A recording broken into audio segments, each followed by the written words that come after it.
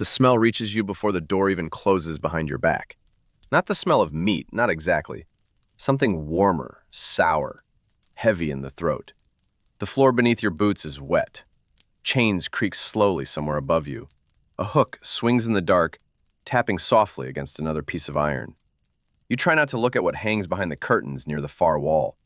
A man beside you keeps his eyes down as he sharpens a blade against stone. Another worker disappears into the fog at the end of the room and does not come back. Then someone touches your shoulder, not gently. You turn and see a hand pointing directly at you from across the slaughterhouse floor. And suddenly, you understand why nobody here speaks. Victorian slaughterhouses were real places of blood, exhaustion, disease, and fear. But some workers whispered that terrible things happened here after dark, things never written into official records. And tonight, you are trapped inside one of them. This is not a horror story, this is history. And this is only one story. There are many more like this, hidden in history. If you enjoy these kinds of stories, you might want to stay. The hook above the floor. The first thing you notice is the sound. Not the animals, not yet. It is the chain above your head. Slow, heavy.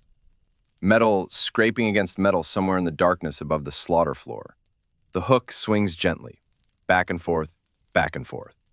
You stand perfectly still beneath it while cold vapor curls through the building like breath from something sleeping. The men around you pretend not to look up. That is what unsettles you first. Not the blood on the stone, not the smell pressing into the back of your throat, the silence. A slaughterhouse should be loud. Animals crying, workers shouting, knives against wood. Instead, the men here move carefully, quietly, as if afraid to wake something. Your boots stick slightly to the wet floor as you step farther inside. The foreman does not greet you. He simply points deeper into the room. And for a brief moment, you think you see another worker staring at you from behind a hanging curtain of carcasses, watching. Then he disappears. The hook above you creaks again, closer this time. You look up and realize it is lowering, slowly. Toward the exact place where you are standing, you step back instinctively. The chain stops.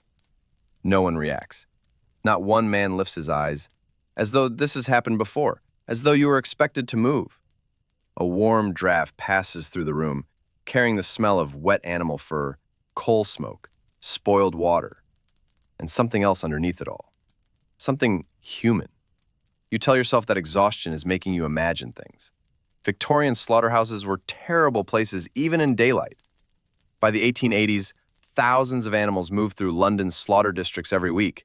Sheep, pigs, cattle driven through crowded streets before dawn, while butchers worked in narrow brick buildings hidden behind markets and alleyways. Most people never saw the inside, they only smelled them. And tonight, you are standing inside one. A man brushes past you carrying a bucket dark enough that you do not look inside. His sleeve touches your arm. Cold moisture remains on your skin afterward. He notices you staring, then quietly says, "Don't stand under the hooks," and keeps walking. No explanation, no expression, only that sentence disappearing into the dark. You hear a distant impact somewhere below the floorboards, a dull thud, then another. The workers pause for half a second. Only half, but you notice. One older butcher mutters something under his breath and grips the charm hanging beneath his shirt collar. A small silver cross blackened with age. You glance toward the sound again. Nothing. Only shadows between the drains cut into the stone floor. But now you realize something strange. The floor slopes downward toward the center of the room, toward iron grates, toward somewhere beneath you. And suddenly the smell becomes worse, thicker, sweeter. You try not to breathe too deeply. A pig screams somewhere beyond the walls. The sound stops abruptly. The silence afterward feels unnatural. One of the workers finally looks directly at you. His face is gray with exhaustion. There is a scar running from his ear to his throat.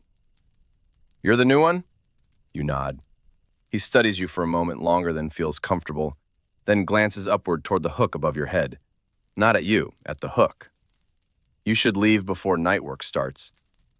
Before you can answer, the foreman slams a cleaver into a wooden block hard enough to make you jump.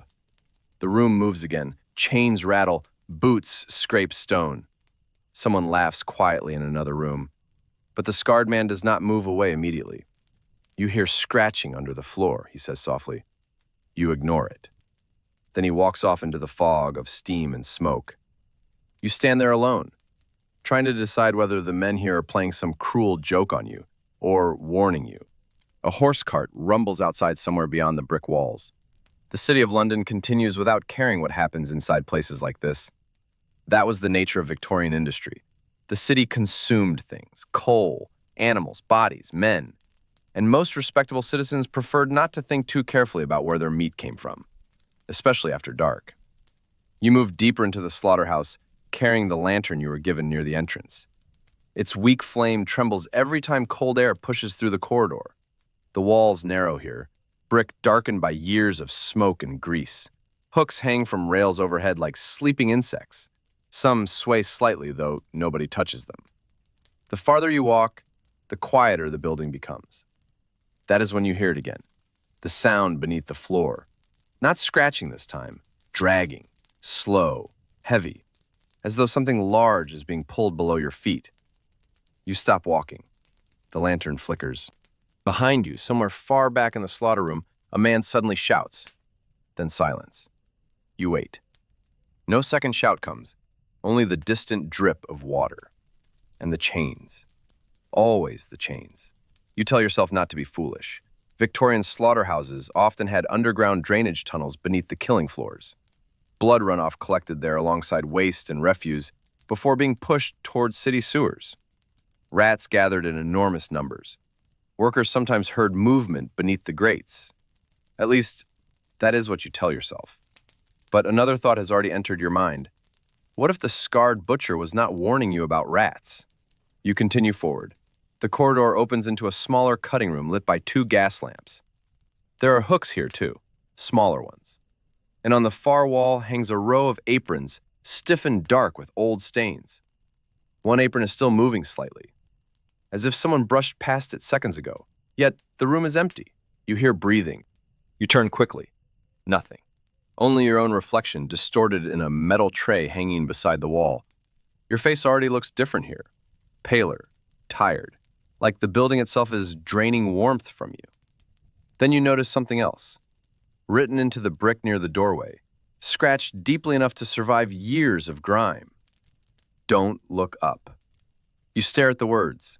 A quiet drop of water lands somewhere behind you, then another, then a soft metallic creak directly overhead. Your eyes rise instinctively, and you freeze.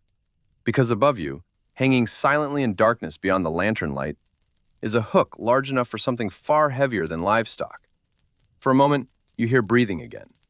Not yours, someone else's, directly above the ceiling beams. Then the lantern flame flickers violently. The room goes dark for half a second, and in that brief darkness, something moves overhead.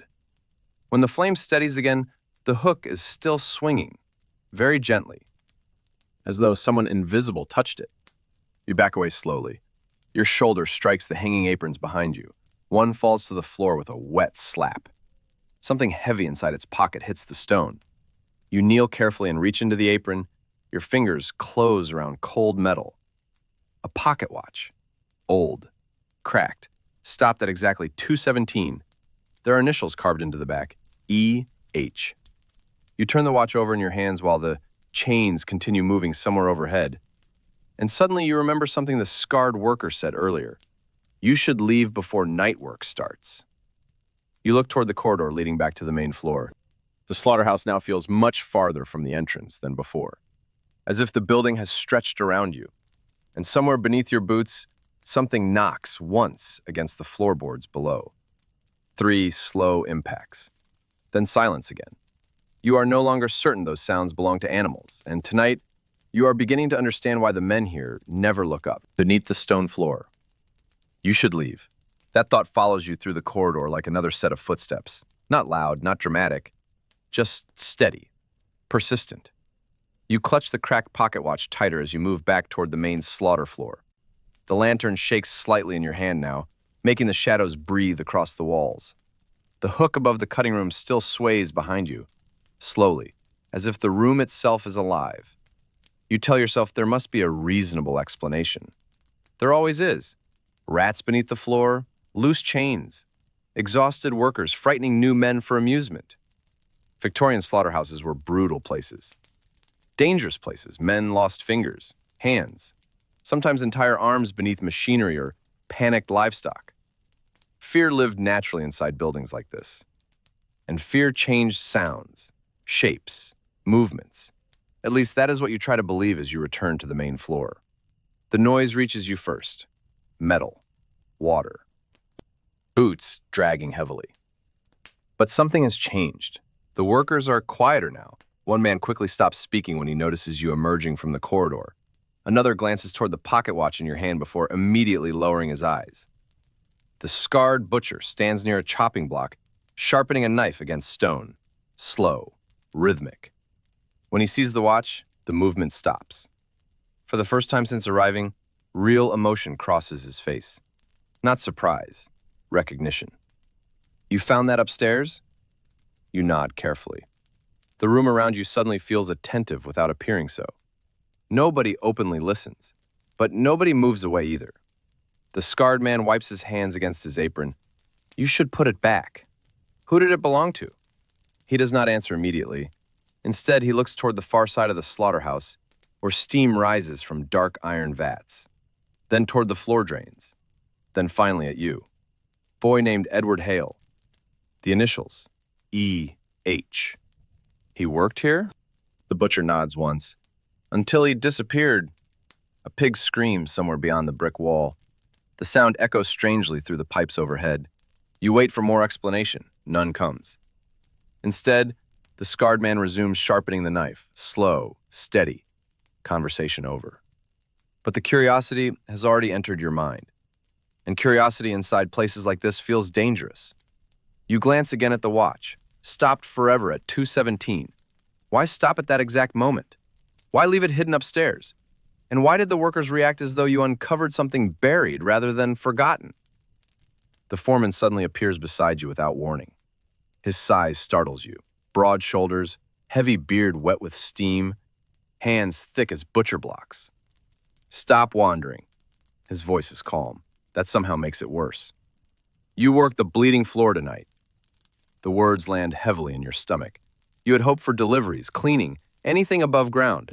Instead, he points toward a narrow iron staircase descending beneath the slaughterhouse, toward the lower level, toward the sounds under the floor. Your throat tightens slightly. The foreman notices. You afraid of blood? No. Good. Then he leans closer. Close enough for you to smell tobacco, grease, and something metallic beneath both. Because blood is the cleanest thing down there. He walks away before you can answer. The workers continue moving around you.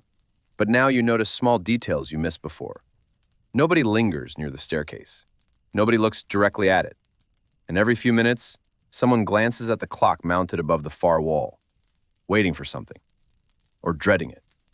You approach the staircase slowly. The iron railing is slick beneath your hand, warm. That unsettles you more than the blood. It should not be warm. A draft rises from below, carrying damp air thick with rot and coal smoke. Somewhere deep underneath the slaughterhouse, machinery groans heavily. Victorian London hid entire worlds beneath its streets. Sewers, storage tunnels, illegal slaughter pits, even hidden rail systems moving meat through industrial districts after dark. The deeper parts of the city rarely appeared in newspapers. Respectable society preferred clean butcher windows and polished markets. Not the places where killing happened. Especially not places like this. You descend carefully, one step, then another. The lantern light barely reaches the bottom. You hear dripping water, chains rattling softly. And somewhere below, a human cough. You stop immediately. Not an animal, not machinery. A cough, weak, wet. Then silence. The lantern trembles harder in your hand now. You continue downward anyway, because turning around would mean admitting the fear already growing inside you. The lower chamber is larger than you expected, far larger. The ceiling arches low above thick stone pillars blackened by decades of smoke. Narrow drainage channels cut across the floor, leading toward dark grates in the center. Large hooks hang from overhead rails, larger than the ones upstairs, and unlike the upper slaughter floor, these hooks are empty. The absence feels deliberate. You notice barrels stacked against the walls, coal, salt, lime, a common sight in Victorian slaughterhouses. Lime reduced smell, covered blood, helped slow decay during transport. But there are too many barrels here, far too many. The cough comes again, closer this time. You swing the lantern quickly toward the sound. Nothing. Only shadows moving across wet stone. Then you notice fresh scratches near one of the pillars. Tall scratches, almost at shoulder height, as though something restrained there had fought desperately against iron. You force yourself to keep moving. Your boots splash softly through shallow water mixed with something darker. You try not to study the floor too carefully. At the far end of the chamber stands another worker, older than the others, thin. His apron hangs loose over narrow shoulders. He watches you silently for several seconds before speaking. "You're replacing Edward." The sentence lands like cold iron. "The boy from the watch?" The old worker nods. "You look about the same age." You wait for him to continue. Instead, he walks toward a large wooden table stained almost black with age. His limp becomes noticeable under the lantern light. One leg drags slightly behind him. "In Whitechapel," he says quietly, "people disappear every week." He begins arranging hooks carefully across the table. But most disappearances stay above ground. The statement hangs there between you. You realize he wants you to ask. "What happened to Edward?" The old worker pauses, then looks toward the ceiling above you, toward the slaughterhouse overhead. "You'll hear stories." "That isn't an answer." "No." He lifts one of the hooks slowly. "But it's safer." Before you can press further, a bell rings faintly upstairs. Every worker in the chamber freezes instantly. The old man lowers his eyes. The machinery stops. Even the chains seem to fall silent. Then you hear it. 3 knocks. Directly beneath the stone floor near the central grate. The workers do not react with surprise, only dread. One man quietly mutters a prayer. Another backs away from the grate without realizing he is doing it. You stare downward. The knocks come again. Slow, measured, not random. And suddenly you understand something horrifying. Whatever is beneath the floor is knocking upward. The old worker grabs your arm before you can step closer. "Do not answer it." His grip is far stronger than expected. "What is down there?" He looks genuinely frightened now, not theatrical, not playful. Real fear.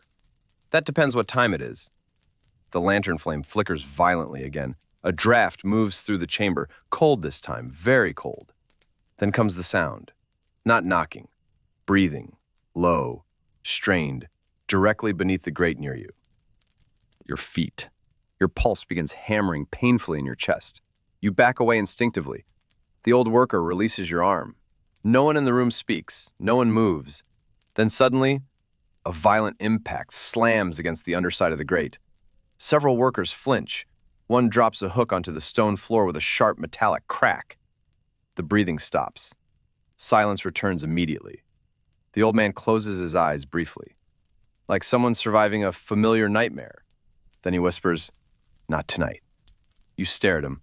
What does that mean? But he no longer answers. Instead, he begins working again with shaking hands, as though pretending normality might protect everyone in the room. You look down at the grate once more, and for a brief second, you think you see fingers beneath it. Human fingers, reaching upward through darkness below the slaughterhouse floor. Then the lantern flickers, and they are gone. Tonight, you are beginning to understand why the workers upstairs never speak after dark. The men who worked after midnight. The fingers beneath the grate do not leave your mind. Even after the workers return to their tasks, even after the chains begin moving again overhead, even after the old butcher mutters that you saw nothing, you still see them, pale, human, reaching upward through darkness. The lower chamber feels colder now, not physically, something else, like the room itself has noticed you. The old worker drags a heavy bucket across the stone floor while avoiding your eyes. Nobody mentions the knocking again. That unsettles you more than the sound itself, because silence means familiarity, and familiarity means this has happened before. You stand near the central grate, pretending to work, while your thoughts spiral quietly beneath the noise of chains and dripping water. The grate is thick cast iron bolted directly into the floor, old, Victorian foundry work, strong enough to hold tremendous weight. But around its edges, you notice something strange. Scratch marks, not random scratches. Nails. Human nails. Dozens of them, maybe hundreds. The realization makes your stomach tighten. You step backward immediately. A worker nearby notices your expression. You stop looking at it eventually, he mutters. Eventually. Not, it's nothing. Not, you imagined it, eventually. You study the man speaking to you. Thin face, missing teeth, eyes permanently exhausted. He cannot be older than 40, yet the slaughterhouse has already aged him into something much older. How long have you worked here? He wipes his hands against his apron before answering. Too long. Another vague answer. Another man avoiding truth. Victorian labor districts were filled with places like this. Factories, tanneries, bone mills, slaughterhouses. Most workers entered young and left broken, if they left at all. In poorer districts of London, dangerous work was often the only work. Especially for boys, especially for immigrants, especially for men nobody would search for if they vanished. The thought settles heavily into your chest. Because suddenly, Edward Hale makes more sense, not as a ghost story. As a missing worker nobody cared enough to investigate.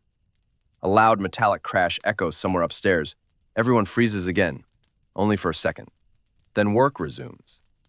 The rhythm here fascinates you. The workers move like prisoners listening for guards. Every sound means something. Every silence means more. The old butcher limps toward you carrying a lantern blackened with soot. You're watching too much. I saw fingers. You saw shadows. I heard breathing. You hear many things underground. His tone remains calm, too calm. You really expect me to believe rats are knocking beneath the floor?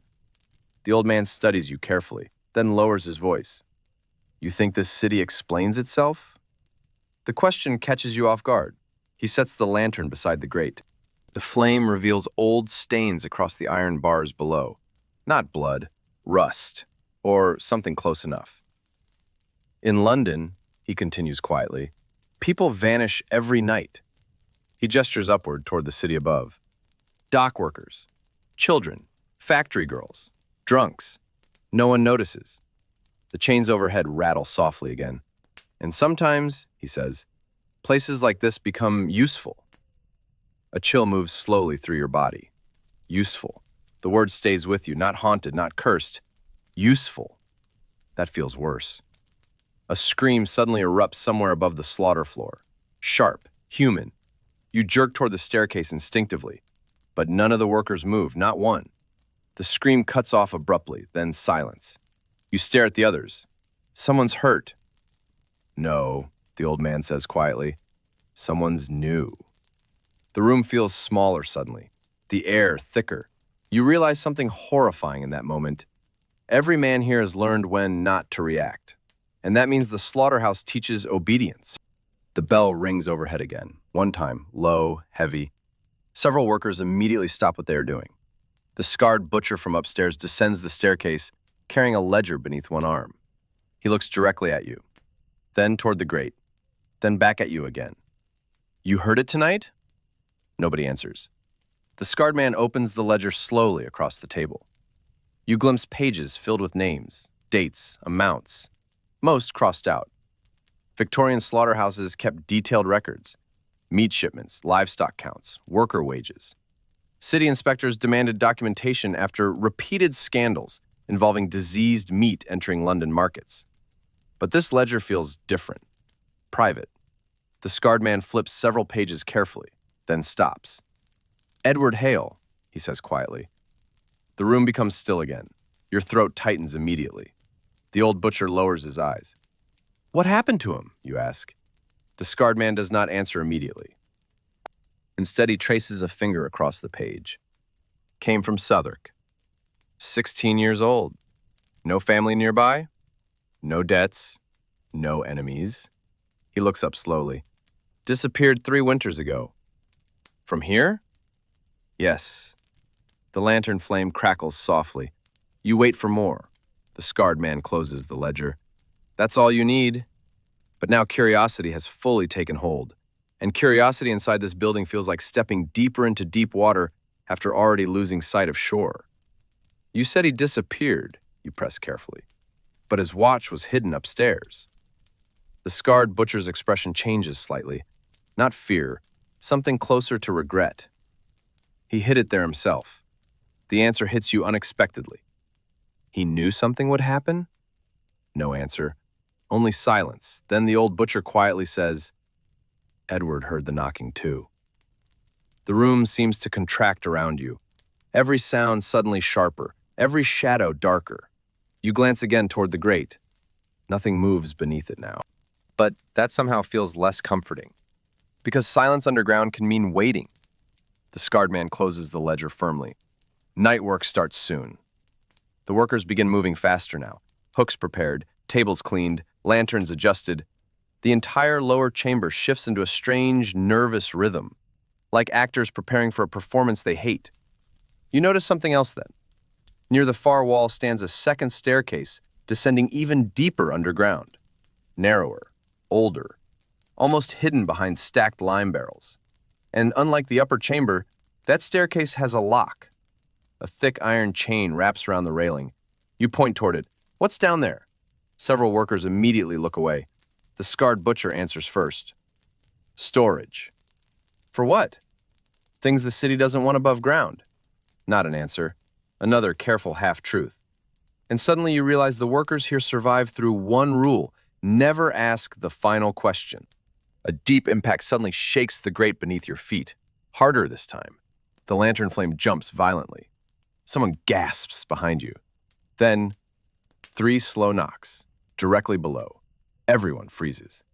You hear breathing again, weak, human. A voice follows it, faint, so faint you almost convince yourself it is imagination. But then you hear it clearly, a whisper. Help. The word barely reaches the surface. Several workers immediately step backward. One man crosses himself.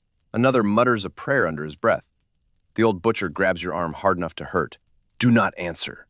There's someone alive down there. No. But I heard, no. The old man's fear now feels absolute, raw, animal. The whisper comes again beneath the grate, closer this time. Please. Your pulse pounds painfully. Every instinct inside you screams to lift the grate, to help whoever is trapped below. And yet none of the workers move, not one, because they already know something you do not. The scarred butcher slowly reaches into his coat, then removes a pocket watch, old, cracked, stopped forever at 2:17. Your stomach drops instantly. The exact same watch, the exact same initials, E.H. There were 2 watches, he says quietly. And for the first time since entering the slaughterhouse, you realize Edward Hale may not have disappeared at all. Tonight, you are beginning to understand that something beneath the slaughterhouse remembers the dead. The room below the hooks. 2 watches. The realization settles into your mind slowly. Like cold water rising around your legs, you stare at the cracked watch in the scarred butcher's hand, while the whisper beneath the grate fades back into silence. E.H. Edward Hale. If the watches are identical, then one possibility becomes impossible to ignore. Edward expected something to happen. Maybe he planned for it. Maybe he feared it. Or maybe someone wanted the workers to remember him after he vanished. The lower chamber remains perfectly still. Nobody speaks. Nobody approaches the grate again. Even the chains overhead seem quieter now, as though the slaughterhouse itself is listening. The scarred butcher closes his hand around the watch. You heard nothing. The statement is directed at you. Not a request, not advice, a rule. You glance around the room. The others avoid your eyes. One worker scrubs blood from a hook with shaking hands. Another keeps staring toward the locked staircase at the far wall. The deeper staircase. The chained one. You understand now that every path inside this building leads downward, and every answer waits somewhere below. The old butcher notices where you are looking. Don't. Only one word, but enough fear sits inside it to make your chest tighten again. What's under there? No answer. Instead, the old man walks toward a wooden table near the wall and begins arranging knives carefully by size. Large, small, curved, straight. Victorian slaughterhouses depended on speed more than precision. Workers often handled dozens of animals every hour under terrible conditions. Poor drainage, Weak lighting, infected wounds, spoiled water. Many men drank heavily simply to survive the work. And some slaughterhouses gained reputations so bad, even other butchers refused employment there. You begin wondering what reputation this place has. Outside these walls, outside Whitechapel. If anyone in London whispers about it after dark. The bell rings overhead again. One heavy strike. The workers react immediately this time. Lanterns lowered, voices stop, even breathing feels quieter. The scarred butcher gestures toward you. Come. You hesitate, then follow him toward the far side of the chamber, toward the hanging hooks. As you walk, you notice something you somehow missed earlier. The hooks overhead are numbered, not randomly, sequentially. Iron plates bolted beside each rail, but several numbers are missing, removed completely. Only scratch marks remain where plates once hung. You stop beneath one empty section. The iron rail above you bends slightly downward, as though it once carried enormous weight. What happened here? The scarred butcher keeps walking. Work. That's not what I mean. You ask too many questions. His voice remains calm, but exhaustion sits beneath it now, like a man too tired to continue hiding truth. He leads you into a side room separated from the main chamber by hanging canvas sheets stiffened with age and old stains. The smell changes immediately. Less blood, more chemicals, lime, coal oil. Something sour beneath both. Inside the room stand several large wooden crates branded with faded shipping marks. Smithfield Market, Deptford Docks, Limehouse. Real districts. Real meat routes through Victorian London. But one crate near the back is different. No market mark, no shipping label. Only a painted symbol, a black circle crossed by a single line. You move closer instinctively. The scarred butcher immediately grabs your wrist, hard. Not that one. His reaction is too fast, too frightened. Your pulse quickens again. What's inside it? Nothing you need. That's not an answer. The butcher studies your face for several long seconds, then slowly releases your wrist. When London wants something buried, he says quietly, they bring it to places nobody respectable visits. You stare at him. You're talking about bodies. No. His eyes drift toward the crate. Sometimes worse. The silence afterwards stretches painfully. A pipe groans somewhere overhead. Water drips steadily through the walls. And then you hear footsteps. Above you. Directly overhead. Slow. Measured. The workers outside freeze again. The scarred butcher's expression changes instantly. Fear. Real fear. Not the nervous exhaustion from earlier. Something deeper. Who's that? You whisper. No answer. The footsteps continue. Heavy boots crossing the slaughter floor upstairs. One worker outside quietly extinguishes his lantern. Another lowers his head immediately. The scarred butcher moves toward the canvas entrance and carefully peeks outside, then steps back. The inspector. Your stomach tightens. Relief almost comes first. An inspector means authority, safety, answers. But the workers do not look relieved. They look terrified. Victorian meat inspectors existed largely to prevent diseased livestock from entering London food markets. Corruption was common, bribes even more common.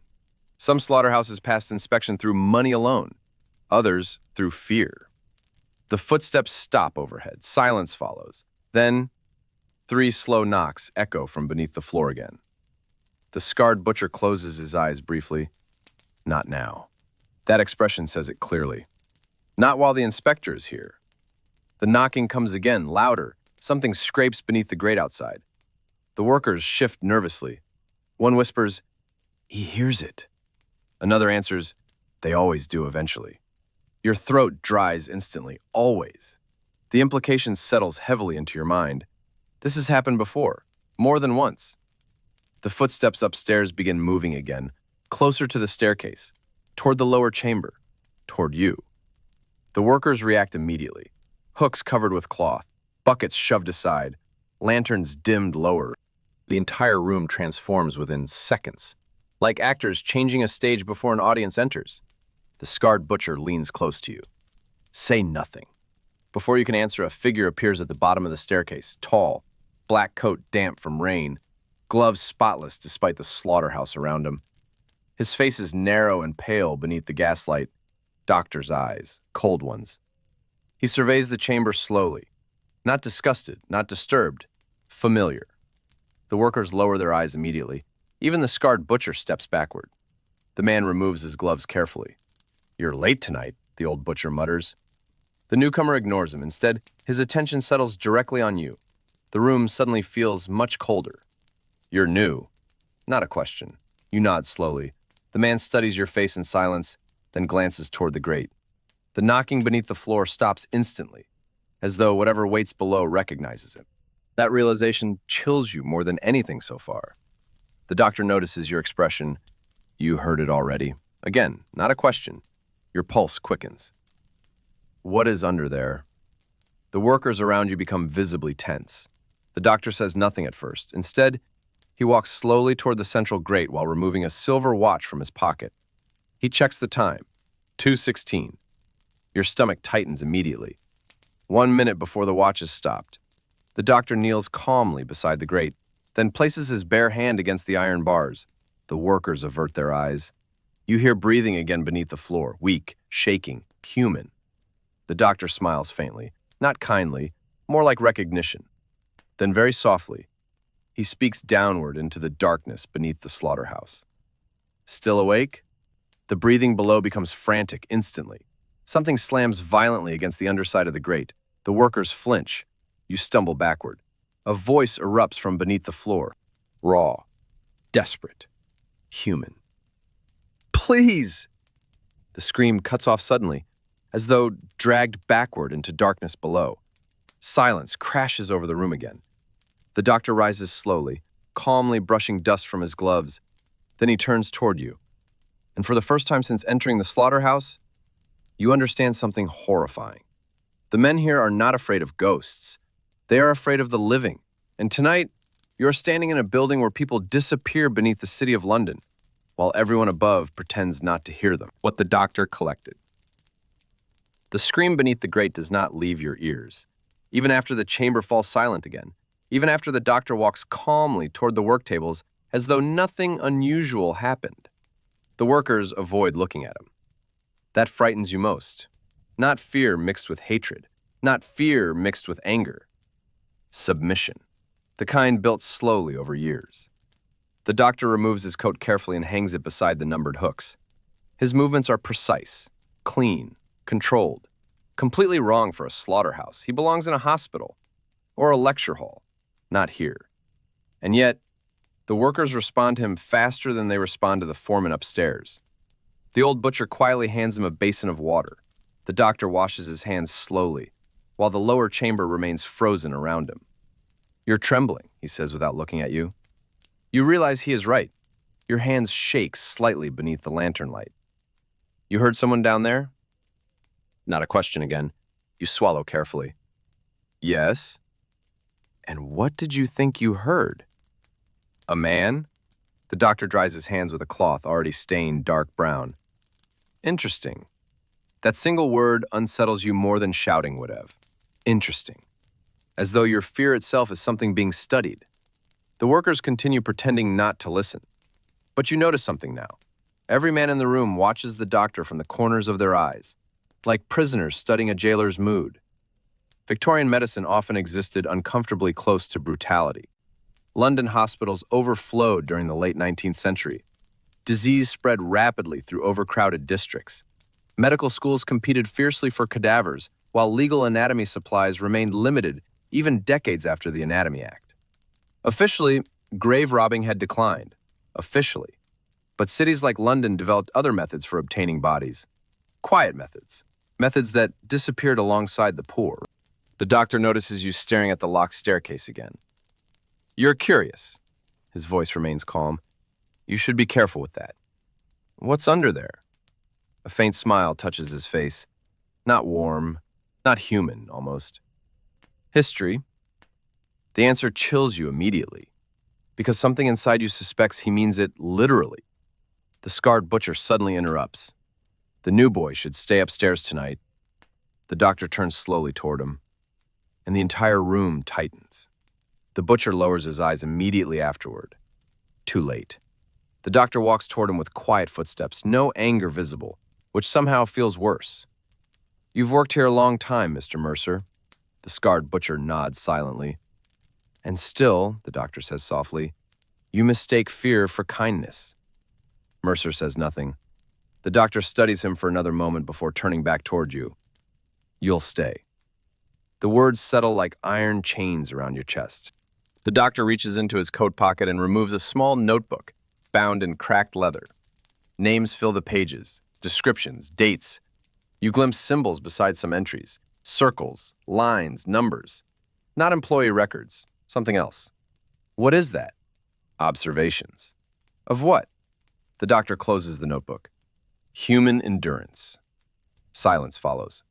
You suddenly remember the scratches near the grate, the whispering below, the numbered hooks, and slowly, a horrifying possibility begins forming inside your mind. This slaughterhouse is not merely hiding bodies. It is studying people. A loud scraping sound erupts beneath the floor again. The workers flinch instinctively. The doctor does not. Instead, he calmly checks his watch. 2:17. Your stomach tightens immediately. The exact time both watches stopped. The doctor notices your reaction. "Ah," his eyes narrow slightly. "You found Edward's watch." Not a question. You hesitate, then nod. The doctor walks closer, close enough that you smell antiseptic beneath coal smoke and blood. Hospital smells. "You remind me of him." Your pulse quickens painfully. "What happened to Edward?" The workers stop moving entirely now. The question changes the room. Even the chains overhead seem quieter. The doctor studies you for several seconds before answering. "Edward asks questions." "That's not an answer." "No," the doctor agrees softly. "It rarely satisfied him either." The scratching beneath the grate grows louder. Something moving below, something alive. The doctor glances downward briefly, then continues speaking as though discussing weather. Victorian London produces extraordinary suffering. He begins walking slowly around the chamber. One child dies every few minutes somewhere in this city. One woman collapses in a factory.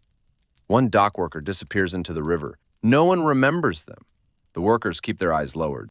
But beneath suffering, the doctor says quietly, there is opportunity. You feel genuine disgust rise inside you now. "You experiment on people." The doctor pauses, then smiles faintly again.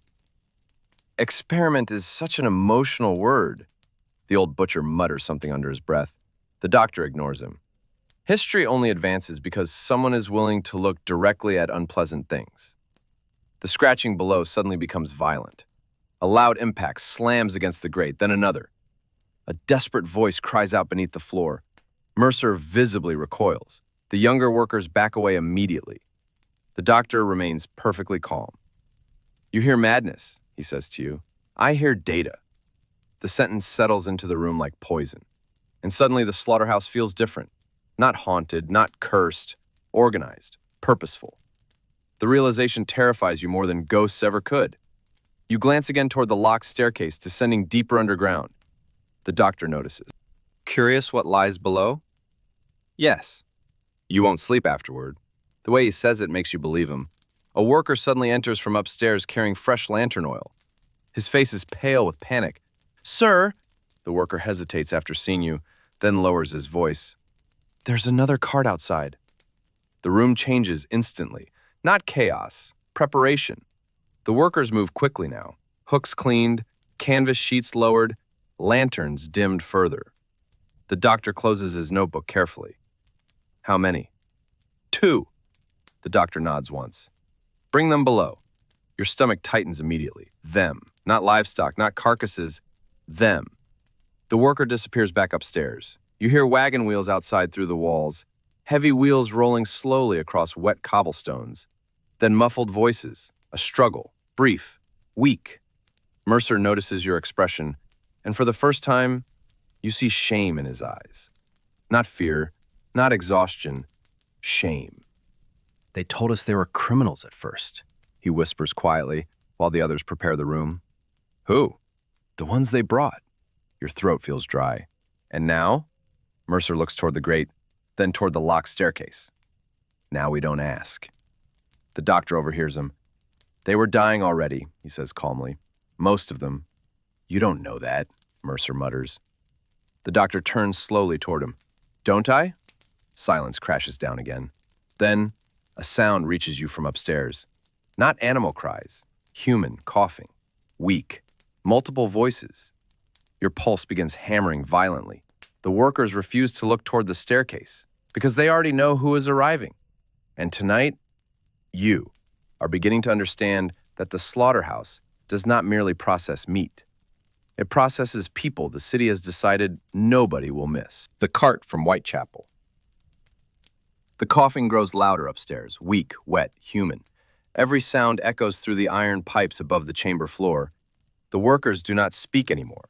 They move quickly now, mechanically, like men repeating a ritual they hate, but understand too well to resist. Canvas sheets are drawn tighter across the walls, lantern flames lowered, hooks wiped clean. The doctor stands near the locked staircase, calmly fastening black gloves around his wrists. Preparing. That is what terrifies you. Not improvising, not panicking, preparing. This has happened many times before. The old butcher Mercer avoids your eyes completely now. His hands shake while arranging instruments onto a metal tray. Small knives, bone saws, needles. Victorian surgery often took place in brutal conditions, even inside proper hospitals. Before widespread antiseptic standards fully spread through London, infection killed thousands after otherwise survivable procedures. Poor patients suffered worst of all. Medical experimentation blurred quietly into desperation, and in places hidden beneath cities, it blurred even further. The wagon outside stops moving. You hear horses breathing through the walls. Then boots scraping across wet cobblestones. A door upstairs opens. Cold air rushes down the staircase carrying rain, fog, and the smell of the city beyond the slaughterhouse. For a brief moment, London feels close again, alive, normal. Then comes the sound of chains. Not the hanging hooks overhead, different chains, restraining chains. Your stomach tightens painfully. Two men descend the staircase carrying lanterns. Between them stumble two figures wrapped in rough blankets, human figures, thin, barely able to walk. The first is an older man coughing violently into his sleeve. Gray hair hangs wet across his forehead. His boots drag against the steps. The second figure is younger, too young. A boy, maybe 14, maybe less. Your pulse stumbles heavily inside your chest. The boy's wrists are bound loosely with rope. Not tightly enough for a prisoner, just enough for someone weak. The workers lower their eyes as the figures enter the chamber. No one greets them. No one explains anything. Because explanations would make this real. The doctor approaches calmly. How long underground? 1 week, one of the handlers mutters. Maybe more. The doctor studies the older man first, lifts his chin, checks his pupils, counts breaths. Clinical. Detached. Like examining livestock. Then he turns toward the boy. The child looks around the chamber slowly beneath the lantern light. Confused, terrified. His gaze stops briefly on you. And for one horrible second, you realize he thinks you work here willingly. The thought fills you with sudden shame. The boy notices the hooks overhead. His breathing quickens immediately. No, he whispers weakly. One handler grips his shoulder harder. Quiet! The doctor gently removes the blanket from the boy's shoulders. Beneath it, his shirt is soaked from fever sweat. You notice bruises around his neck. And something else. A hospital band around one wrist. Your stomach twists instantly. Where did they come from? You ask quietly. Nobody answers. The doctor does. Whitechapel Infirmary. The room feels colder. Victorian workhouses and infirmaries were overcrowded beyond imagination. The poor often entered them sick, starving, or delirious. Many disappeared into systems nobody monitored carefully, especially children, especially the homeless, especially immigrants. And suddenly the doctor's words from earlier return to you. Opportunity. The older man collapses, coughing onto the stone floor. Mercer instinctively moves to help him. The doctor stops him with a glance alone. No. Mercer freezes immediately. The older man struggles weakly for breath while mucus, darkened with blood, stains the floor beneath him. Tuberculosis. You recognize the sound now. London called it consumption, a slow drowning inside the lungs Entire families disappeared from it. The doctor kneels beside the man calmly. Advanced. He says it like a mechanic inspecting damaged machinery, not a dying human being. The boy watches silently. Trembling, his eyes dart repeatedly toward the locked staircase leading deeper underground, as if he already knows where this ends. One of the handlers notices you staring at the child. He won't last much longer anyway. The casual cruelty in his voice shocks you. The boy hears it too. You see it in his face. That quiet realization. That moment when someone understands they are no longer seen as fully human. And suddenly the slaughterhouse feels even darker than before. Because this place does not merely kill, it strips people of identity first. The doctor stands again. Take the older one below. Your pulse spikes instantly. Below, not the chamber, deeper, toward the chain staircase. The handlers immediately drag the coughing man toward the locked stairwell. The man suddenly panics, weakly, desperately. No, please. The sound barely rises above a whisper. Mercer visibly winces. The younger workers stare at the floor. Nobody helps. The doctor unlocks the chain carefully. The metal rattles loudly through the chamber. And beneath the slaughterhouse, you hear movement answering it. Not one movement, many. Your blood runs cold instantly. The coughing man hears it too. His terror becomes immediate, animal. He tries to pull backward. One handler punches him hard across the jaw. The doctor watches without expression. The staircase door creaks open slowly. A rush of foul air pours upward. Rot, disease, human waste. And underneath all of it, that same sweet metallic smell you noticed when first entering the slaughterhouse. The smell hidden beneath the blood. The smell you did not want to identify. Death. Not fresh death. Lingering death. Old death. The handlers drag the man downward into darkness below. His coughing echoes off unseen stone walls, then fades. The boy begins crying quietly, not loudly, not dramatically. Silent tears sliding through dirt on his face. The doctor turns toward him. You're fortunate. The statement horrifies you. The boy stares upward helplessly. Fortunate? You're healthy enough to be useful. The words settle into the room like poison.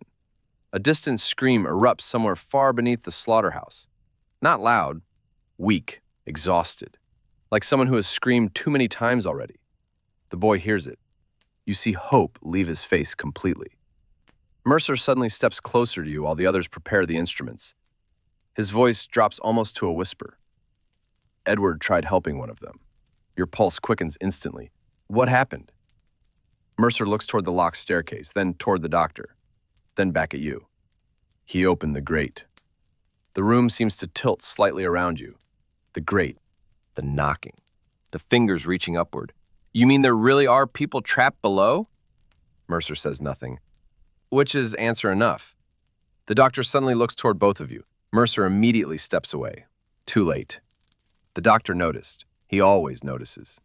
That realization settles heavily into your chest. Tonight, you are beginning to understand that nobody survives long inside this slaughterhouse once they start asking the wrong question. The sound beneath the grate. The boy does not stop trembling, even after the coughing man disappears below the locked staircase, even after the screaming fades again into the depths beneath the slaughterhouse. The chamber feels quieter now, but it is not relief. It is anticipation. The workers move carefully around the boy without looking directly at him. One man brings water, another prepares cloth strips beside the metal instruments. Nobody explains anything to the child, because explanation would require mercy, and mercy has long since rotted out of this place. You remain near the central grate, trying not to stare at the staircase below, but your thoughts keep returning there. Edward opened the grate. The sentence circles endlessly inside your mind, which means the voices are real. The people beneath the floor are real, and somewhere under your boots, living human beings remain trapped inside the darkness below the slaughterhouse.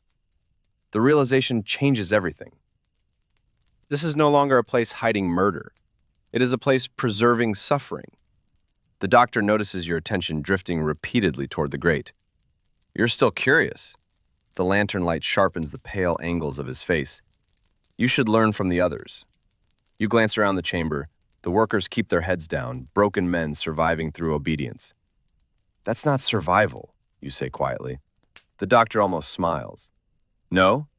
He steps closer. Most men in London would disagree. The statement unsettles you because part of it feels true. Victorian London consumed poor men quickly. Factories mangled them, mines buried them. Disease erased them quietly from crowded districts where death barely slowed daily life. Survival often meant silence. The doctor turns toward the boy. What's your name? The child hesitates, then quietly answers, Thomas. The doctor writes something inside the small leather notebook. Age? 14. Family? Thomas says nothing. The doctor does not press further, because the silence already answers the question. No family nearby, nobody important enough to search. Another missing child in Whitechapel. Another invisible life swallowed by London. Mercer moves beside you quietly while the doctor continues writing notes. His face looks older tonight, more exhausted. Don't speak against him again, he whispers. You're afraid of him. Mercer stares toward the locked staircase. No. A pause. I'm afraid of what happens after. Before you can ask what he means, a loud metallic crack echoes beneath the grate. Everyone freezes immediately. The lantern flames flicker violently. Then comes the sound. Knocking. Fast this time. Desperate. Not slow, measured knocks like before. Pounding. Someone below is panicking. Thomas hears it too. His eyes widen instantly. What is that? No one answers him. The pounding continues beneath the iron bars. Then comes screaming. Several voices now, weak, overlapping. Human voices trapped underground. Your pulse spikes violently. Thomas backs away instinctively. The workers become visibly distressed. One younger butcher whispers, They're hearing the carts again. The doctor closes his notebook calmly. Open the ventilation hatch. Mercer stiffens immediately. Sir, open it. Mercer hesitates, then reluctantly approaches a small rusted wheel near the wall. Your stomach tightens. Ventilation, meaning there truly are chambers beneath the slaughterhouse. Large ones, occupied ones. Mercer turns the wheel slowly. Something deep below groans open, and suddenly, the sound rises upward. The screaming becomes clear instantly. Dozens of voices, coughing, crying, begging. The chamber around you seems to collapse inward. Thomas begins shaking uncontrollably. Oh, God! The words escape him before he can stop them. You move closer to the ventilation opening instinctively. Hot, foul air rushes upward from below, carrying the smell of sickness, waste, infected wounds, and unwashed bodies. And beneath it all, fear. Human fear has a smell. You realize that now. The doctor watches your reaction carefully, studying you, measuring you. This city hides many things underground, he says softly. Some should remain hidden. The screams continue below. One voice rises above the others briefly. A woman, begging someone not to take her child. The sound tears through the chamber like a knife. Even several workers visibly recoil. Mercer closes his eyes briefly. Thomas starts crying again. Not loud, small, desperate sobs. You look toward the doctor. How many people are down there? The doctor answers calmly. Fewer every week. The sentence makes your blood run cold. You hear coughing beneath the floor, violent coughing. Then a distant metallic slam. A door, perhaps, or a cage. You suddenly remember something from earlier. The numbered hooks upstairs. The missing numbers. Your stomach tightens painfully. They're connected to the hooks. The doctor studies you silently. You're intelligent, not praise. Assessment, like deciding whether a tool remains useful. What happens to them? The doctor walks toward the grate slowly. You already know. No, you do not want to know. That realization settles heavily into your chest. The doctor kneels beside the grate again. The screaming below quiets almost immediately, as though the people beneath recognize him, fear him, worship him. You are no longer certain which possibility is worse. Victorian medicine changed the world, the doctor says softly, while staring into the darkness below. Anesthesia, surgical advancement, understanding disease, human anatomy. He lightly touches the iron grate. But progress always requires sacrifice. The statement disgusts you instantly. These are people. The doctor looks up slowly. So are soldiers, So are factory workers. So are children in mines. London already sacrifices thousands every year. His calmness makes the words feel even more monstrous, because somewhere inside his mind, he believes himself righteous. A loud cry suddenly erupts beneath the floor directly below your feet. Close, very close. You step backward instinctively. Then you hear it, a familiar voice, weak, barely human now. Mercer. The old butcher goes pale instantly. Thomas looks confused. You stare at Mercer. You know them. Mercer says nothing, but tears suddenly shine in his tired eyes. The voice below speaks again. Please. Mercer grips the edge of the table hard enough his knuckles whiten. The doctor notices immediately. You've grown sentimental, Mercer finally snaps. He's been down there 3 days. The entire chamber falls silent. Even the workers stare now. The doctor rises slowly from beside the grate. And? Mercer's breathing becomes shaky. He was only stealing coal. Then Whitechapel should be grateful we found use for him. The coldness of the sentence shocks even the workers. Thomas looks horrified now. Not confused anymore, understanding. That terrible moment when a child realizes adults can become monsters. The doctor turns toward Mercer calmly. You forget yourself. Mercer lowers his eyes immediately, but the damage is done. You know now, the people below are not dying patients. Not criminals, not volunteers. They are the forgotten poor. Taken. Used. Hidden beneath the slaughterhouse while London continues sleeping overhead. The ventilation shaft suddenly carries another sound upward. Chains moving. Heavy chains. Then a wet, dragging noise. Closer now, much closer. The doctor hears it too, and for the first time, something changes slightly in his expression. Concern. Only for a second, but enough for you to notice. Then comes a violent impact beneath the grate directly at your feet. The iron bars shake hard. Thomas screams. Several workers stumble backward, and from the darkness below, a hand bursts upward through the gap in the grate. Thin, bleeding, human, grabbing desperately toward the surface, toward air, toward light, toward you. And tonight, you are close enough to see that the fingernails have been worn completely away, trying to claw through the stone beneath London. The hand through the grate. The hand does not look dead. That is the first horrifying thought that enters your mind. Not pale enough, not stiff enough. It trembles violently beneath the lantern light, fingers clawing blindly between the iron bars, while blood runs from torn skin where fingernails should be. Thomas screams again. One of the workers drops the lantern. It crashes against the stone floor, flames sputtering wildly before Mercer stomps it out beneath his boot. The chamber erupts into movement. Not panic, fear. Controlled fear. The kind practiced many times before. Several workers immediately back away from the grate. One crosses himself repeatedly. Another whispers prayers so quickly the words blur together. And through it all, the hand keeps reaching upward, searching desperately for someone willing to pull it free. You freeze, because the hand is reaching toward you. Not the doctor, not Mercer. You. The doctor's voice cuts sharply through the room. Hold it down! No one moves. The hand grips the iron bars harder. Then another sound rises from below. Crying, weak, broken. Human crying echoing upward through the darkness beneath London. The doctor turns toward Mercer. Do it. Mercer's face has gone completely gray now. You said they were restrained. They were. Another violent impact shakes the grate. The hand suddenly pushes farther upward through the bars. Impossible. The opening is too narrow. Yet desperation forces flesh where logic says it should not fit. Thomas stumbles backward into the wall, shaking uncontrollably. What's happening?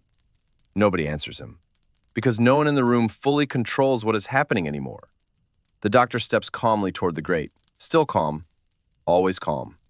That terrifies you more than the screaming. He kneels beside the reaching hand. The fingers immediately recoil from him. Fear. Recognition. The person below knows exactly who he is. The doctor removes a syringe case from his coat pocket. Mercer notices. His voice lowers almost to a whisper. Not again. The doctor ignores him. You suddenly realize this scene has happened before, many times. The doctor carefully fills the syringe from a small, dark bottle. Morphine, perhaps. or something stronger. Victorian medicine relied heavily on opiates. Laudanum, morphine, chloroform, drugs used to quiet pain, control patients, and sometimes silence inconvenient suffering entirely. Dosage was often uncertain, especially in places without oversight. The hand below grips the grate tighter as the doctor approaches with the needle. Then, a face appears beneath the bars, only partially visible through darkness. Sunken eyes, sweat-covered skin, a beard soaked with blood and dirt. The coughing man from Whitechapel, the one dragged below earlier. Your pulse stops cold. Impossible. He should not already be here. Not this quickly. Unless the chambers below sit directly beneath your feet, the man looks upward desperately. And suddenly, you understand the true purpose of the grate. Not ventilation, observation. The doctor watches the man with clinical fascination. "How long this time?" he murmurs quietly to himself. The coughing man sees you standing above, and for one terrible moment, hope appears in his eyes. "Please," the word barely escapes his throat. You step instinctively toward the grate. Mercer grabs your arm immediately, hard. "Don't!" He's alive. Mercer's grip tightens painfully. "That's why you don't go near it." The doctor injects the syringe downward through the bars. The man beneath screams weakly, then begins shaking violently. Thomas starts sobbing openly now. The younger workers refuse to look. You stare at the doctor in disbelief. "You're killing them!" The doctor calmly removes the empty syringe. "No." He looks directly at you. "I'm measuring survival." The statement sickens you instantly. The coughing man convulses beneath the grate. Then slowly, his movements begin slowing. Not death. Something worse. Exhaustion. Chemical exhaustion. The doctor watches carefully while checking his pocket watch. Always the watches. Always the time. You record how long they last. The doctor almost smiles. Some adapt surprisingly well. Mercer mutters quietly. They stop sounding human after enough days. The room falls silent again, because everyone knows he is telling the truth. The coughing man below tries weakly to raise himself again. But now you notice something even more horrifying. There are restraints around his wrists, not chains, leather medical restraints, hospital restraints. Victorian psychiatric institutions often used restraint chairs, leather straps, and underground isolation rooms on patients deemed unstable or dangerous. Some hospitals became infamous for abuse hidden beneath the language of treatment. And suddenly you realize the slaughterhouse below is not only a prison, it is an underground laboratory. The doctor notices understanding spreading across your face. "Yes," he says softly. "Now you begin seeing properly." The coughing man whispers something weakly upward.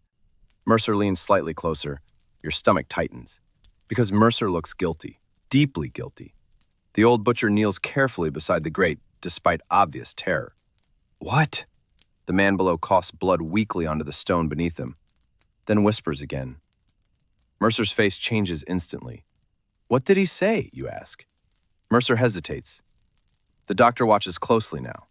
The coughing man gathers enough strength for one final whisper upward, and this time, you hear it clearly yourself.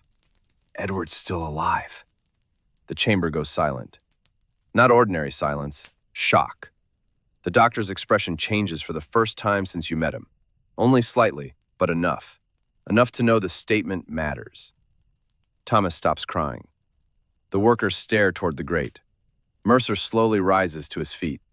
"No." The coughing man weakly grips the bars again. "He's below." The doctor immediately steps forward, too quickly, too urgently. That alone terrifies you, because until now, he has controlled every moment calmly. Now there is sudden tension beneath the surface. The doctor speaks softly downward. "Enough." The man below laughs weakly, a horrible sound. Broken lungs trying to laugh. Then he says something else, something that changes everything. "He opened the wrong door." The lantern flames flicker violently. Somewhere deep below the slaughterhouse, a scream erupts. Not weak this time, not exhausted, furious, animal, human. And then comes another sound, chains breaking. Every worker in the chamber freezes instantly. The doctor slowly stands upright. For the first time, you see genuine fear in his eyes. And tonight, you realize Edward Hale may still be alive somewhere beneath the slaughterhouse after 3 years underground. Edward Hale, beneath London. The scream below does not sound human anymore. That is what terrifies you. Not because it lacks pain, because it contains too much of it. The sound tears upward through the ventilation shaft beneath the slaughterhouse floor, echoing through pipes and stone like something trapped deep underground for far too long. Then comes another metallic crack.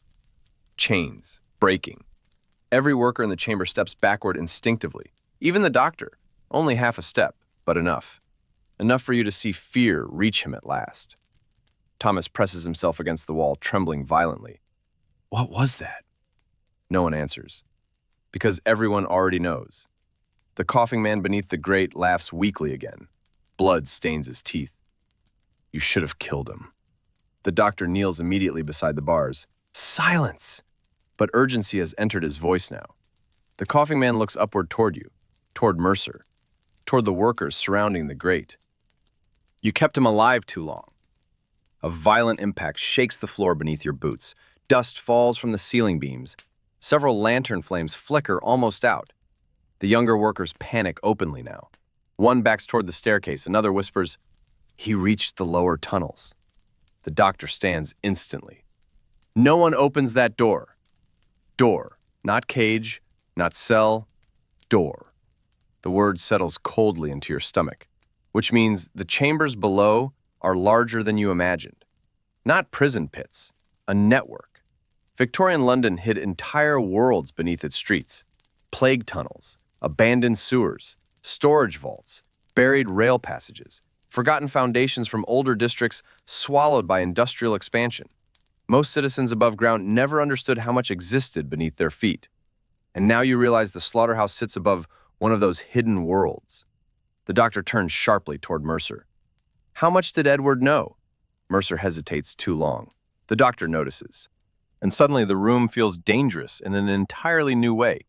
Not because of what lives below, because the doctor is beginning to lose control above. Mercer lowers his eyes. He found the records. What records? Mercer says nothing. The doctor grabs him suddenly by the collar, fast, violent. The workers freeze. You told him? No. But he saw them. Another impact shakes the lower chamber. Closer now. You hear distant metal scraping somewhere beneath the walls. Moving, traveling. Thomas begins crying again quietly. You barely hear him over the pounding of your own pulse. The coughing man beneath the grate whispers upward weakly. He remembers the hooks. Your stomach tightens instantly.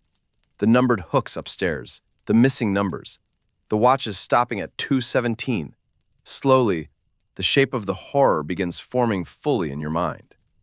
Edward Hale was not simply trapped below. He survived for 3 years. The idea feels impossible. No human being could survive that long underground. Not in darkness. Not among sickness and starvation. Unless, the doctor notices realization crossing your face, and you suddenly understand something else. The people below are not meant to survive. Edward was never supposed to survive. That is why the doctor is afraid. A loud dragging sound echoes through the walls. Very near now. The workers back away from the ventilation shaft immediately. One whispers prayers under his breath. Another grips a meat hook like a weapon. Mercer steps close to you suddenly, voice low, urgent. Listen carefully. You turn toward him. If anything happens, his eyes drift toward Thomas. Get the boy upstairs. What about you? Mercer almost smiles, a tired, broken expression. I should have left this place years ago. The doctor notices Mercer speaking to you. You're becoming emotional again. Mercer does not answer. The doctor walks slowly toward the chain staircase descending deeper underground, then pauses beside the door. You notice something hanging from his belt now. Keys. Dozens of them, different sizes, different ages, and many stained dark with rust or blood. The coughing man beneath the grate suddenly grips the bars again. Edward found the room. The doctor spins toward him instantly. Silence crashes through the chamber. Even the chains overhead stop moving. The doctor's calm mask finally cracks. What room? The coughing man laughs weakly again.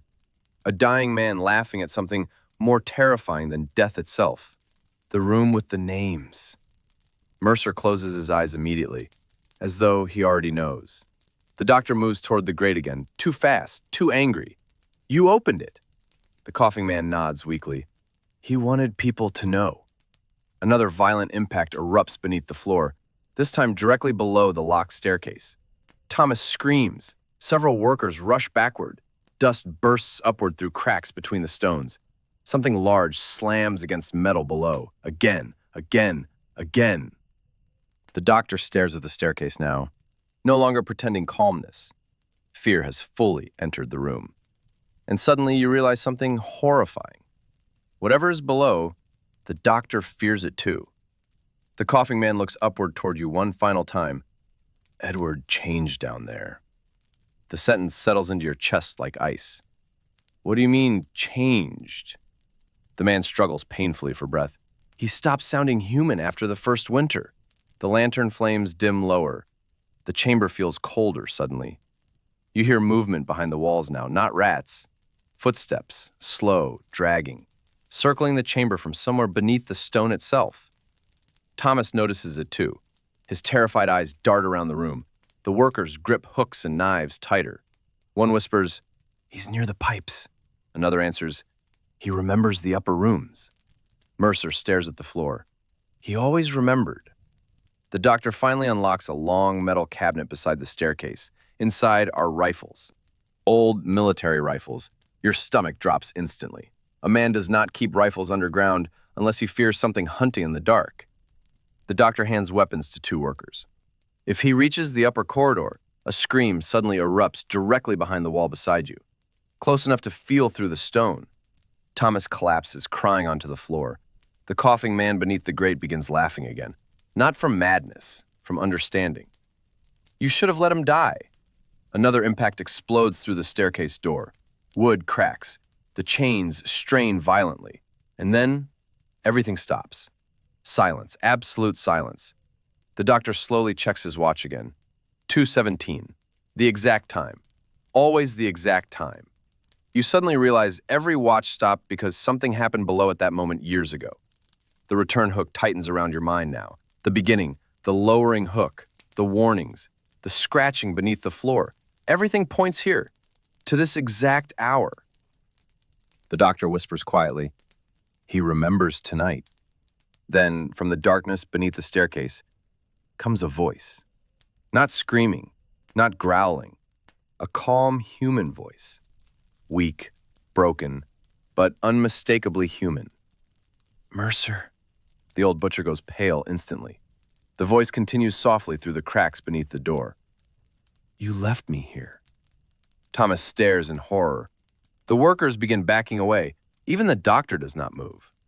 And tonight, you realize Edward Hale is no longer simply surviving beneath London.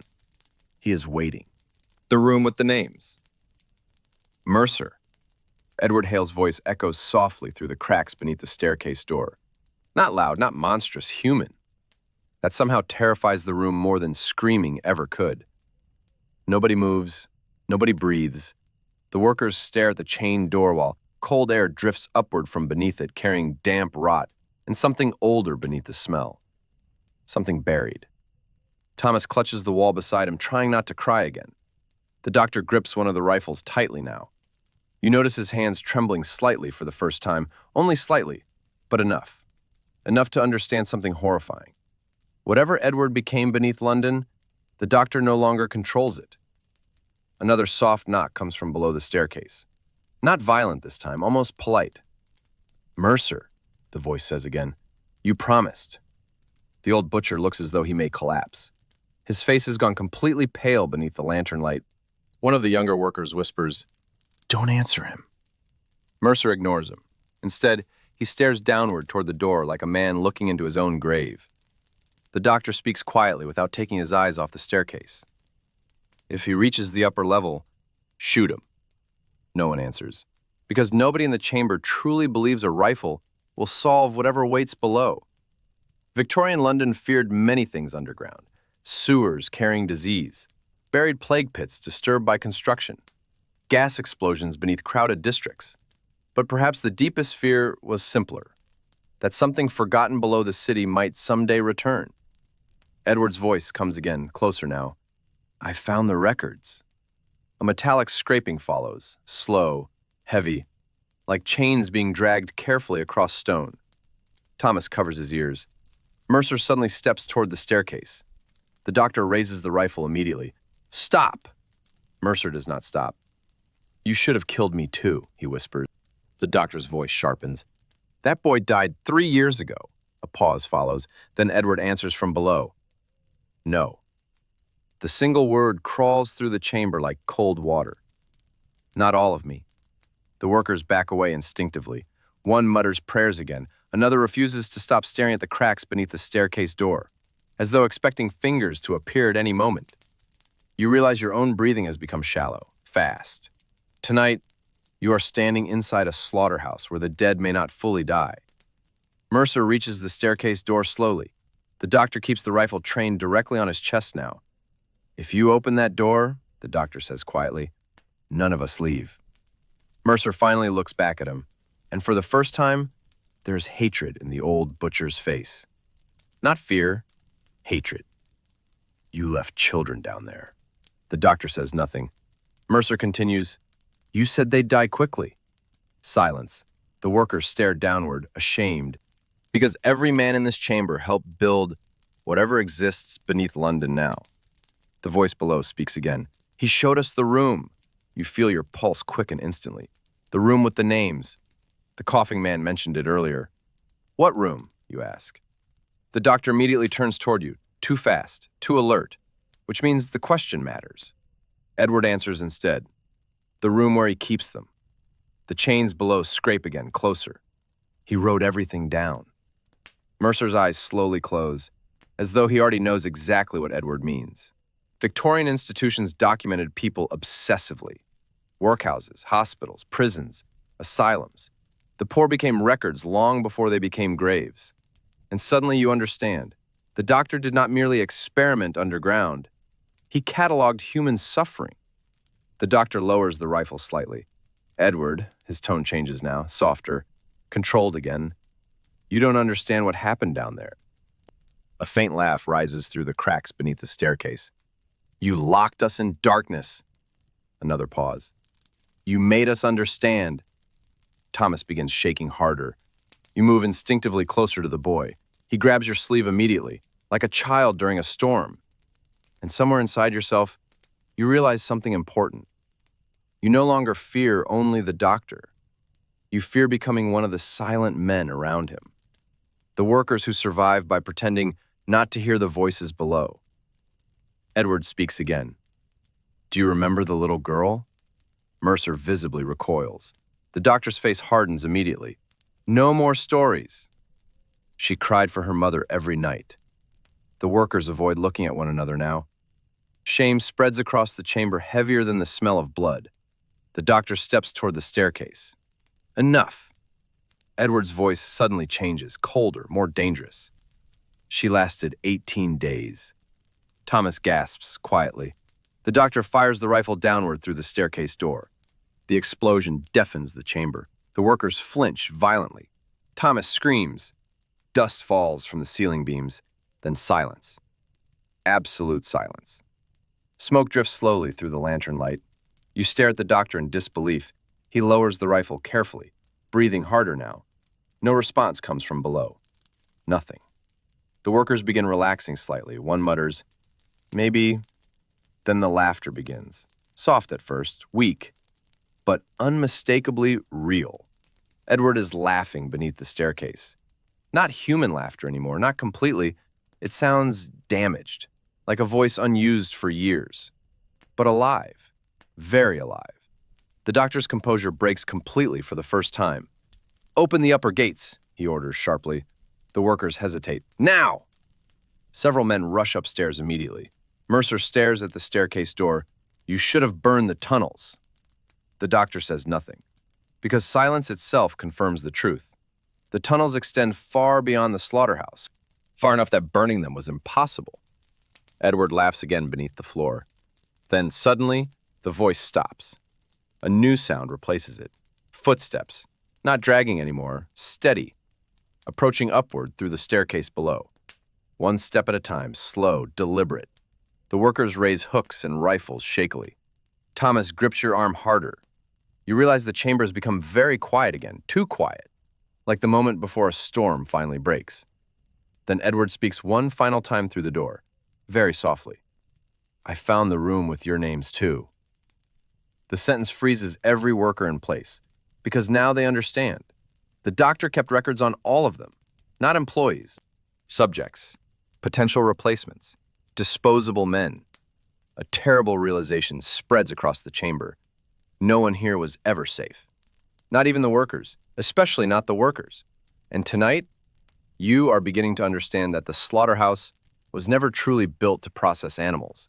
It was built to hide people London wanted erased. The footsteps continue upward beneath the staircase. Slow, measured, not the frantic stumbling of a starving prisoner, not the dragging movement you heard earlier in the tunnels. These footsteps sound controlled, purposeful. That terrifies the workers more than screaming ever did. One of the younger men lowers his hook completely. Another backs toward the upper staircase without taking his eyes off the chained door. The doctor notices immediately. If anyone runs, he says coldly, I lock the upper gates. Nobody moves after that, because now everyone understands the truth. The slaughterhouse was never only a prison for the forgotten poor. It was also a trap for the men working inside it. The footsteps stop directly beneath the staircase door. Silence follows. Heavy silence. The kind that presses against your chest. Thomas clings to your sleeve beside you. His small hands shake violently. You realize the boy trusts you now. That realization feels dangerous, because trusting anyone inside this building may be fatal. Mercer stares at the door like a condemned man waiting for judgment. You should leave, he whispers quietly to you. You too. Mercer slowly shakes his head. There's nowhere left for me above ground. The sentence hangs heavily between you, and suddenly you understand something about Mercer. He stopped being a free man long ago. Perhaps every worker here did. Victorian London trapped people in invisible ways. Debt, hunger, disease. Employment tied survival directly to obedience. And places like this survive because desperate men learn to silence themselves. The lanterns flicker again. Cold air pushes through the cracks beneath the staircase door. Then 3 slow knocks. The exact same pattern from the grate. Your pulse quickens instantly. The return hook tightens fully now. The knocking from the beginning. The scratching under the floor.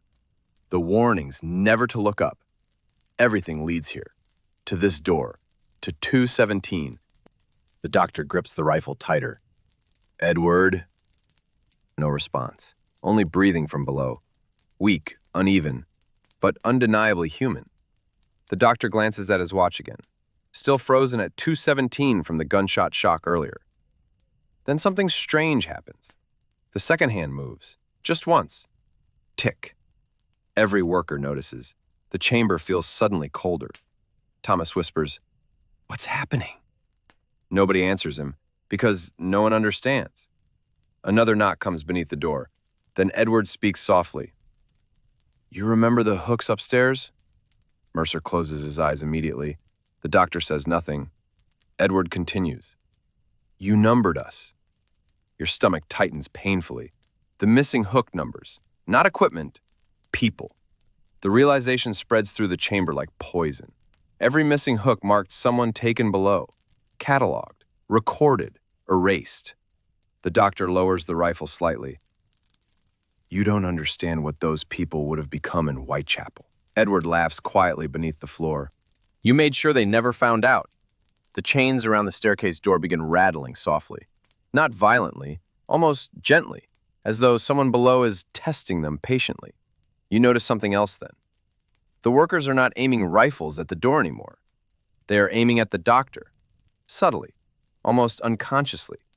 Fear inside the chamber has shifted direction. The doctor notices too. His face hardens immediately. You think he'll spare you? Mercer answers quietly. No. A pause. But maybe he'll stop you. The words settle into the room heavily. The doctor suddenly raises the rifle toward Mercer. But before he can speak, the staircase chains snap. The sound explodes through the chamber like cannon fire. Thomas screams. Several workers stumble backward. The staircase door slowly creaks inward by itself. Darkness waits below. Not empty darkness. Breathing darkness. You smell damp earth immediately. Rot, coal smoke, disease. And beneath it all, the stale, trapped air of underground chambers sealed for years. Nobody moves. Nobody dares approach the opening. Then a figure begins climbing upward slowly from below. Thin hands first, pale skin stretched tightly over bone, torn fingernails, scars around the wrists from restraints. The workers stare in frozen silence. The doctor raises the rifle again shakily. The figure continues upward.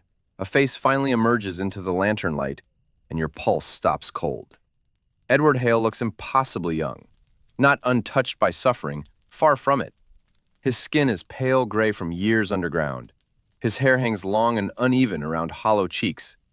Scars cross his throat and wrists, but his face still belongs to the same frightened boy who once hid the cracked watch upstairs. The same boy who disappeared 3 years ago. Thomas stares at him in horror. Mercer looks close to tears. Edward slowly steps into the chamber, bare feet against wet stone. The workers back away instinctively, not because he appears monstrous, because he appears human. Too human. That somehow feels worse after everything you imagine below. Edward studies the room quietly, the hooks, the tables, the doctor. Then his eyes settle on you. You're new. His voice sounds damaged from years underground, but calm, far too calm. The doctor raises the rifle fully toward Edward now.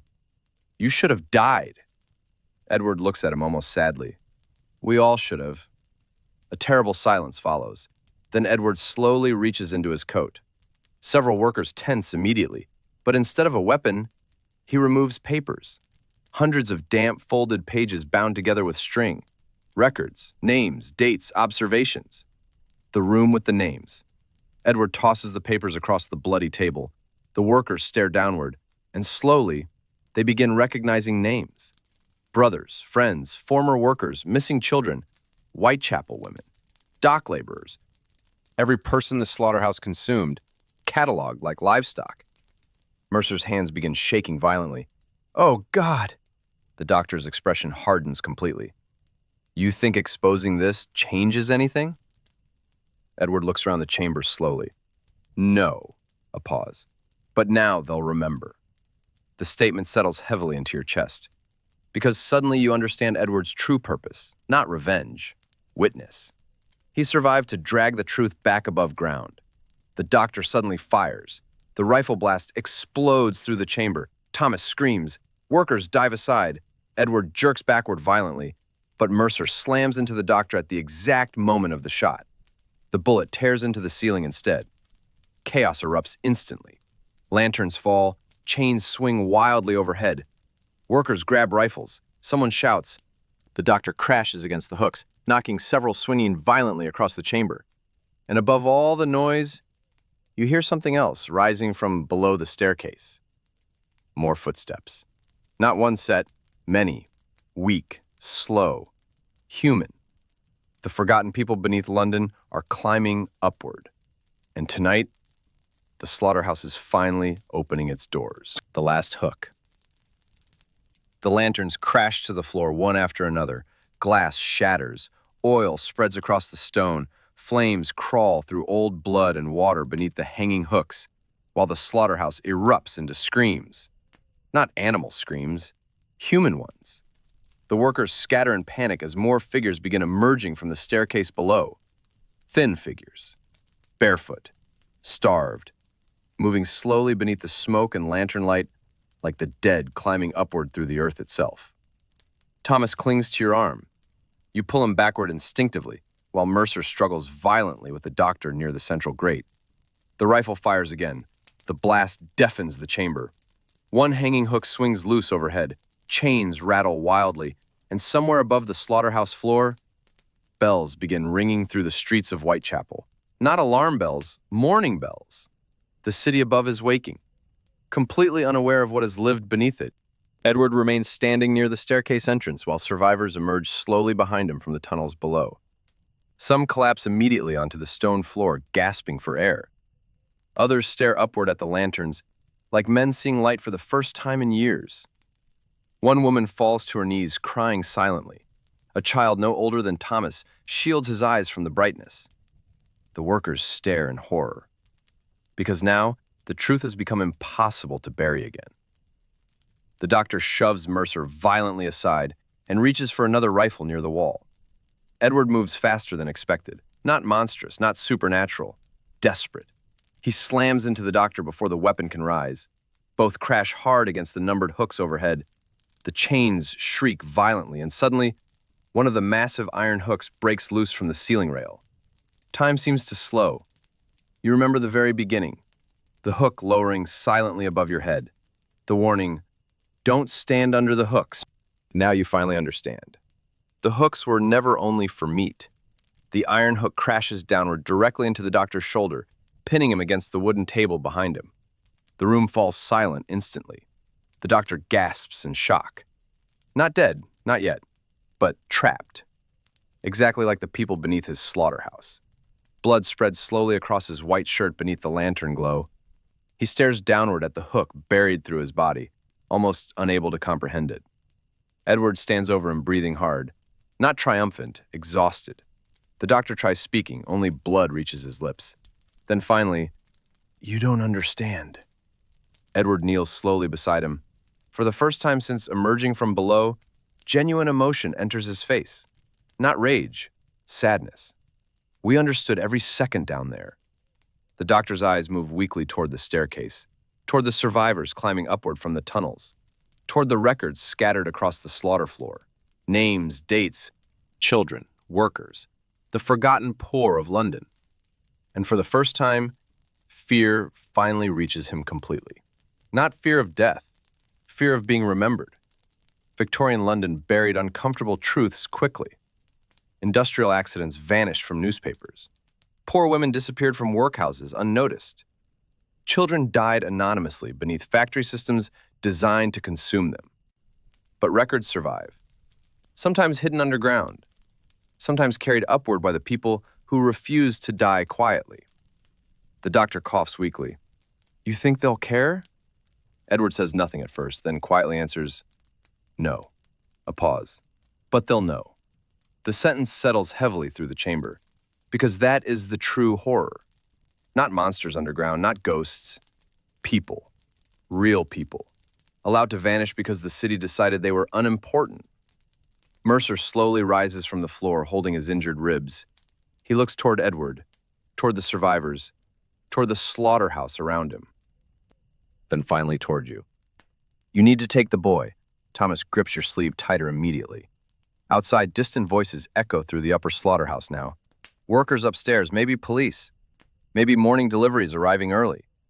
Soon the building will fill with witnesses. Edward hears them too. His expression changes slightly, the calmness returning again. "You should go." "What about you?" you ask. Edward looks back toward the staircase leading underground. Darkness still waits below. Deep tunnels beneath London, endless hidden rooms, and perhaps more people still trapped there. "I belong down there now." The answer chills you, because part of him truly does. 3 years underground changed him into something caught between worlds. Not dead, not fully living either. Thomas suddenly steps toward Edward. The boy stares at him quietly, then asks the question nobody else dares ask. "Were you scared?" The chamber becomes silent again. Edward looks at Thomas for a long moment, then finally nods. "Every night." Not dramatic, not heroic. Honest. That honesty somehow hurts more than anything else. Smoke thickens around the chamber now as overturned lanterns continue burning across the floor. Workers begin fleeing upstairs, carrying the records with them. Not hiding them anymore, saving them. The survivors from below move slowly toward the upper staircase together beneath the swinging hooks. Like prisoners leaving a grave. Mercer turns toward you one final time. "Whatever they say happened here," he coughs painfully. "Remember the names." Then he disappears into the smoke, helping one of the weaker survivors climb the stairs. You take Thomas's hand, warm, shaking, alive. And together you move toward the upper slaughterhouse floor, toward dawn. But before leaving, you look back one final time. Edward still stands beside the dying doctor beneath the swinging hooks, watching the darkness below the staircase, listening, as though he can still hear voices deeper underground. Then slowly, he steps backward into the shadows beneath the slaughterhouse and disappears below London once more. The fires continue spreading behind you as you climb toward the streets above. Cold morning air hits your face the moment you reach the upper doors. Whitechapel is waking, horse carts moving, market sellers shouting, factory whistles beginning in the distance. Ordinary life continuing exactly as it did yesterday. People pass the slaughterhouse without looking twice at it, without realizing what existed beneath their feet all these years. And tonight, you are the one carrying the story back into the city. A story most people will refuse to believe. But somewhere beneath the streets of Victorian London, behind sealed tunnels and forgotten brick corridors, the earth still remembers the voices under the slaughterhouse. And perhaps the strangest part of all is this. Stories like this were never completely impossible in Victorian London, because history is full of places where suffering survived underground, simply because nobody important wanted to look below the surface. This is not a horror story. This is history.